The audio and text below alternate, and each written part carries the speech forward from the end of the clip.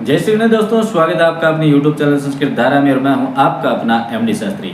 आज हम बात करने वाले हैं अक्टूबर के मंथ के पूरे मंथ की चंद्र कुंडली के बारे में। या हम ये जो प्रोग्राम कर रहे हैं ये कर रहे हैं चंद्र कुंडली का, जिसके अंदर हम आपको बता सकते हैं कि जिसको पता हो कि मेरी चंद्र कुंडली यानी चंद्र राशि जो है वो वृषभ राशि है तो आप उसके हिसाब से देख सकते हैं, या फिर आप अपने प्रचलित नाम के अनुसार से वृषभ राशि की इस वीडियो को देख सकते हैं, जिसमें आपको आपके साथ में चार्ट भी यहाँ पर आपको दिखाई देगा जो आपको समझने में बहुत ही आसानी करेगा। वृषभ राशि के जातक के बारे में बात हम कर लेते हैं कि आपके लगन में बैठे हुए गुरु भगवान जो वो आपको बहुत ही अच्छा योगदान दे रहे हैं और पिछले महीने में भी आपको कोई ज़्यादा खास समस्या नहीं दी होगी, क्योंकि वाणी के माध्यम से जहाँ पर लगन के अंदर गुरु अगर विराजमान है तो आप देख सकते हो कि आपको यश मान कीर्ति प्रतिष्ठा की और आपको बढ़ोतरी दी होगी। परंतु यहाँ पर हमने एक चीज़ और नोट की होगी कि पिछले महीने में मैंने आपको एक बात बताई थी कि सूर्य का जब परिवर्तन हुआ था तो वो केतु के साथ में बैठ गए थे, और केतु के साथ में बैठ में यानी सूर्य के साथ में केतु बैठ जाए या राहु बैठ जाए तो वो ग्रहण योग बना देता है, और जिसके कारण से भयंकर तांडव होने लग जाता है। और आपके जीवन में ऐसा भी हुआ होगा, क्योंकि आपके जो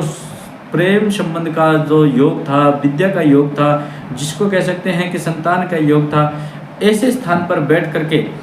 जो सूर्य और केतु भगवान जो बैठ करके तांडव कर रहे थे, केतु भगवान जो तांडव कर रहे थे, उन्हीं से आपको अब अक्टूबर के महीने में निजात मिलने वाली है। तो ये सबसे बड़ी खुशखबरी है कि आपके जीवन में बड़ा ही आराम आने वाला है। प्रेम के संबंध में, व्यापार संबंध में कह सकते हैं, संतान संबंध में कह सकते हैं, धन संबंध में कह सकते हैं, यहाँ पर बड़ा ही आराम होने वाला है। अब यहाँ पर हम बात कर लेते हैं कि वृषभ राशि के अगर जातकों की अगर हम बात करें तो वृषभ राशि के जितने भी जातक हैं उन सबसे मैं यही कहना चाहूँगा कि उनके जो सूर्य भगवान हैं जो केतु के साथ में विराजमान थे, जो पिछले महीनों में हमने जो बात की थी, आप कमेंट में मेरे को जरूर बताना कि पिछले महीने में हमने जो आपको वीडियो में सूर्य परिवर्तन के बारे में बात बताई थी वो आपके लिए एक्चुअल हुई कि नहीं, कि आपके जो शत्रु थे वो गुप्त रूप से आपके साथ में कुछ ना कुछ घटनाएं करने की कोशिश की थी, और जो आपके मित्र थे जिनसे आपको सहयोग की आवश्यकता थी परंतु उन्होंने आपका सहयोग नहीं किया, एट ए टाइम आकर के उन्होंने आपके सामने मना कर दिया, यानी आपको उनके चेहरे के बारे में पता चल गया कि वो हमारे लिए क्या है क्या नहीं है, क्योंकि आप उनके लिए सब कुछ कर रहे थे परंतु जैसे ही आपको आवश्यकता पड़ी तो वो सबके सब मुंह फेर करके चले गए। तो ये आपको देखने को यहाँ पर मिला होगा पिछले महीने में। परंतु यहाँ पर आपको एक चीज़ और देखने को मिली होगी कि प्रेम संबंध में और वाणी संबंध में भी आपको थोड़ी दिक्कत आई होगी, क्योंकि आपके दूसरे भाव में जो वाणी और धन का जो स्थान है वहाँ पर आपके मंगल भगवान विराजमान थे, और मंगल भगवान यहाँ पर विराजमान होकर के आपको अग्नि तत्व का योग दे रहे हैं। अग्नि तत्व का मतलब आपकी वाणी के अंदर कड़वापन दे रहे हैं। आपकी वाणी के माध्यम से बहुत सारे लोगों को आपने दुखी किया होगा, क्योंकि आपकी वाणी के अंदर ऐसा विष घुल चुका था मंगल के कारण, ऐसी अग्नि पैदा हो रही थी कि आप बिना सोचे समझे किसी को कुछ भी कह रहे थे, और जिसके कारण से आपसे वह दूर होते जा रहे थे, चाहे वह आपके रिश्तेदार हो, भाई बंधु हो, मित्र हो, कोई भी हो, या आपके स्टाफ हो, कोई भी हो, क्योंकि आपकी वाणी के अंदर एक कड़वापन पैदा हो गया था। और ये 16 सितंबर के महीने में हुआ था, और अभी थोड़े समय में अक्टूबर के महीने में ये भी समाप्त होने वाला है। अभी भी आप इस बात को गौर करें कि वाणी के ऊपर कंट्रोल करें, वाणी के माध्यम से किसी भी प्रकार से कोई भी कार्य आप खराब ना करें। उसके बाद में हम बात कर लेते हैं आपके स्वास्थ्य में। तो आपका स्वास्थ्य को ज़्यादा खराब रहने वाली स्थिति यहाँ पर नहीं दिखाई दे रही है। शुक्र भगवान आपके खुद की स्वराशि में होकर के सप्तमेश में बैठे हैं, मानते हैं इस बात को, परंतु ये थोड़े समय के बाद के अंदर जैसे हम बात कर लेते हैं शुक्र भगवान जो है वो 12 अक्टूबर को परिवर्तित हो रहे हैं, और वो जाकर के वहाँ बैठेंगे, सप्तम भाव में विराजमान होंगे। सप्तम भाव यानी जो हमारा कह सकते हैं कि दाम्पत्य जीवन का प्रतीक माना जाता है, और अभी बैठे हैं स्वगृह में होकर के, लेकिन वो घर जो है वो है शत्रु का, रहस्यमय का, गुप्त शत्रुओं का, रोग का,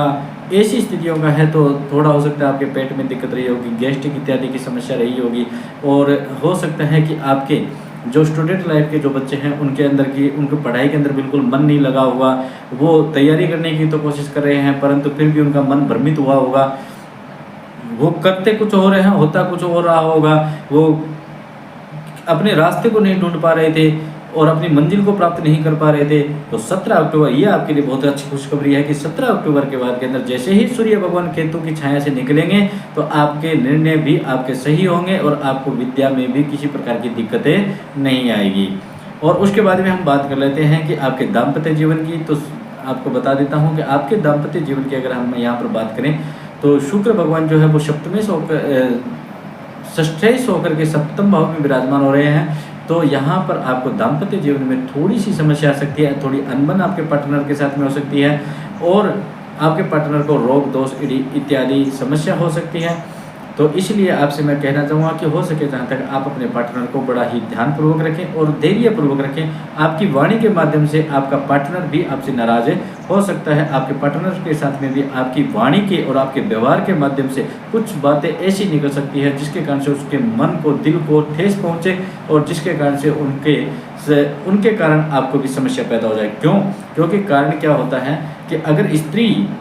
अगर हमारे व्यवहार से, हमारे कार्य से परेशान होती है तो हमारा शुक्र ग्रह जो है वो कमज़ोर होने लग जाता है और शुक्र ग्रह जो है वो हमारे लग्जरी का प्रतीक होता है भैया। इसलिए शुक्र को कमज़ोर नहीं करना और शुक्र को अगर कमज़ोर नहीं करना है तो हर स्त्री, हर माता, हर बहन का इज्जत करें, मान सम्मान करें, चाहे वह अपनी पत्नी हो, चाहे वह अपनी बहन हो, चाहे वह बेटी हो, चाहे माँ हो, किसी भी प्रकार से हो। उनको अगर आप प्रसन्न रखोगे तो आपको किसी भी प्रकार से आर्थिक स्थिति में कमज़ोरी या दिक्कतें नहीं आ सकती है, क्योंकि शुक्र जो है वो लग्जरी का प्रतीक है। दूसरी अगर हम बात करें वृषभ राशि के जातकों को, तो अष्टम भाव के अंदर धनु राशि यानी बृहस्पति भगवान का जो घर है, बृहस्पति भगवान आपके बैठे हुए हैं लगन के अंदर। अगर लगन के अंदर बृहस्पति भगवान बैठे हैं तो वो भी अष्टम भाव के होकर के लगन में विराजमान है, तो जो अष्टम में के जो कुप्रभाव थे वो यहाँ पर शांत होते हुए दिखाई दे रहे हैं। जैसे किसी प्रकार से एक्सीडेंट होना, दुर्घटना होना इत्यादि जो समस्याएं थी उनसे आपको बड़ा ही सतर्कता से, बड़ा ही ध्यानपूर्वक आपको बचाते हुए भी रहा होगा। आपको लगा होगा कि यहाँ पर ऐसा हो सकता था लेकिन हम यहाँ पर बच गए, यानी किसी अड़ोसी पड़ोसी के साथ में लफड़ा होना या किसी यार मित्र के साथ में या किसी अन्य स्थान पर आपके साथ में कुछ ना कुछ बड़ी घटना होने वाली थी, लेकिन वो कम में ही ख़त्म हो चुकी है या फिर हम उससे बच चुके हैं, यानी मरते मरते बचे हों या कह सकते हैं कि बाल बाल बचे हों। ऐसी स्थिति आपके साथ में पैदा होगी, तो जिससे आपको गुरु भगवान आपको बहुत ही बचाएंगे और गुरु भगवान आपको बड़ी ही कृपा पात्र बना करके रखेंगे। तो अक्टूबर के मंथ के अंदर आपके ऊपर की हर प्रकार से गुरु भगवान की कृपा रहेगी। दूसरी बात, 17 अक्टूबर को सूर्य भगवान आ रहे हैं और यहाँ पर बात कर लेते हैं 10 अक्टूबर को बुध भगवान आ रहे हैं, तो दोनों मिलकर के बुध आदित्य योग बना रहे हैं। वहीं पर पहले से विराजमान बैठे हुए हैं शुक्र भगवान, जो 12 अक्टूबर को आगे वाले घर में विराजमान होंगे, लेकिन उससे पहले वो लक्ष्मी नारायण योग बना रहे हैं और वो भी शत्रु घर में। मानते हैं इस बात को, शत्रु घर जरूर है, परंतु फिर भी आपको कुछ ना कुछ जुम्मेवारी मिलेगी और रोग दोष इत्यादि जो भी किसी के रोग चल रहा है, किसी की दवाइयाँ चल रही है, उसमें भी आपको आराम मिलेगा। अगर हम कैरियर की बात करें, आपके कैरियर की अगर बात करें तो कैरियर भाव के अंदर शनि भगवान बैठे हैं, लेकिन वो वक्री हो चुके हैं और जिसके कारण से हमारे कैरियर के अंदर रुकावटें पैदा हो रही थी। आपने देखा होगा पिछले 2 महीनों से 3 महीनों से आपने देखा होगा आपके कैरियर में रुकावट पैदा हो रही थी, आपके हर कार्य के अंदर रुकावटें पैदा हो रही थी, अचानक से कोई ना कोई समस्या आ रही थी। ये सारी समस्याएं अब धीरे धीरे करके समाप्त होने लग जाएगी। क्यों? क्योंकि अक्टूबर के महीने तक ही केवल शनि भगवान वक्री रहेंगे, उसके बाद नवंबर के मंथ के अंदर शनि भगवान मार्गी हो जाएंगे और जैसे ही मार्गी होंगे तो शनि भगवान आपको कैरियर के अंदर बड़ी उन्नति देंगे। और कैरियर में अगर हमें उन्नति मिलती है तो आपको पता है कि रोटी कपड़ा और मकान सब चीज़ आ जाती है हमारे कैरियर के माध्यम से। अगर हमारा कैरियर अच्छा होगा तो आपको सब कुछ अच्छा होगा। राहु भगवान जो आय भाव में बैठे हुए हैं, आय भाव का मतलब है कि आपका बचत खाता, आपकी आर्थिक स्थिति में मजबूत करना। इन चीज़ों के अंदर जब राहु भगवान बैठे हुए हैं तो वो आपको कुछ गलत रास्तों की ओर ले जा सकता है, आपकी संगति गलत हो सकती है, आपको नशा इत्यादि की भी आदत कर सकता है और हो सकता है आपका व्यर्थ में खर्चा भी करवा सकता है। आपकी आय जो अभी तक आप सेविंग नहीं कर पा रहे थे तो धीरे धीरे करके आप सेविंग भी करने लग जाएंगे। परंतु राहु और शनि का आप उपाय जरूर कीजिएगा और शुक्र का भी साथ साथ में, जैसे मैंने बताया कि जो माताएं होती हैं उनका मान सम्मान जरूर करें। शुक्र और शनि का उपाय करने के लिए शनि भगवान का व्रत कर सकते हैं और शनि चालीसा भी पढ़ सकते हैं और हनुमान चालीसा निरंतर पढ़िएगा। और राहु का उपाय करने के लिए बहते हुए पानी के अंदर शनिवार के दिन आप कोयलों को पानी में बहाइए, शाम को, सायंकाल को।